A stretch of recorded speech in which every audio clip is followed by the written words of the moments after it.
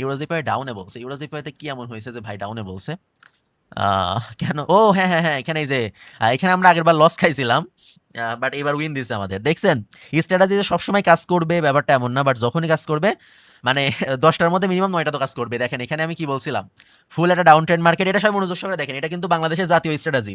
Everyone যারা live stream আছেন মনোযোগ দেন, একটু একটু মনোযোগ দেন, এটা কিন্তু বাংলাদেশের জাতীয় স্ট্র্যাটেজি, মনে রাখেন। Red red red green red, ঠিক আছে, বাংলাদেশের জাতীয় স্ট্র্যাটেজি।